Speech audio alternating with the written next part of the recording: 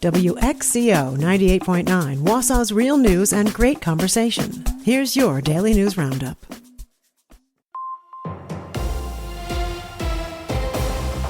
For Civic Media News, I'm Connie Fellman. We're looking at another hazy day as the air quality alert continues. The Department of Natural Resources has issued an air quality alert across the entire state until at least this afternoon. The alert could be extended. Forecasters say they expect the Canadian wildfire smoke to start to clear out gradually sometime tomorrow, with scattered thunderstorms developing throughout the day. You can check the air quality where you are on the DNR's website. Details are also coming up in the forecast.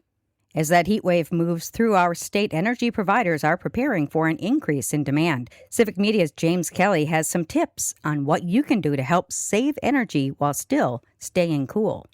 As the weather outside heats up, people inside will be turning up their air conditioners to stay cool. More air conditioning means more energy use, however, placing additional strain on utility companies to meet the increased demand. Energy company officials are asking residents to help mitigate that additional strain while still staying cool by doing things like closing their shades and windows, keeping interior doors open to circulate air through their homes, and getting their air conditioners inspected to ensure they're working as efficiently as possible. Residents should also be looking out for signs of heat-related illness this week, including things like muscle cramps, nausea, and heavy sweating. To minimize the effects of the heat this week, residents should limit outdoor activity or schedule it for cooler times of the day like early morning and late evening, stay properly hydrated, and wear lighter clothing. I'm James Kelly for Civic Media News. Safety experts also suggest checking in with people who are more vulnerable to the heat, like older neighbors and family members. A nationwide settlement tied to a 23andMe data breach will bring some money to Wisconsin. The State Department of Justice says it joined 41 other states in a deal over the 2023 breach.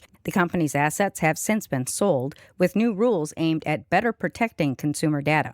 State election officials say there's probable cause Elon Musk broke Wisconsin law by offering big cash tied to voting. Now a local district attorney will decide what happens next. The Election Commission voted 5-1 to refer the case to the Brown County DA after complaints about a social media post tied to the 2025 Supreme Court race. State law bans offering more than $1 to influence someone to vote, and violations can be a felony. Musk later changed the offer to rewards for signing a petition, and courts allowed that at the time. The DA and Musk's attorney have not commented. The missing kayaker who staged his own death on Big Green Lake in 2024 will end up paying to fund public service equipment in Green Lake County. Ryan Borgward was ordered to pay restitution to the DNR for the roughly 350 hours they spent searching the lake when he faked his death and fled to Europe. The DNR announced Wednesday they used about $9,000 of those restitution funds to purchase a sonar search device. The device, called Towfish Sonar, can map the bottom of water bodies for missing persons, items, and hazards. The Towfish has already been deployed to 4 missions and located 2 missing people. Voters in Janesville are getting the last word on the former GM Jatco manufacturing site. The City Council voted unanimously this week to approve language in a referendum that will be on November's ballot, asking voters if they should have the final say on big development projects. That includes sales and leases at the manufacturing site costing more than $450 million. If the measure is approved, it would mean Janesville wouldn't be able to make changes to the site without voter approval. And that's your state news update. I'm Connie Fellman for Civic Media News.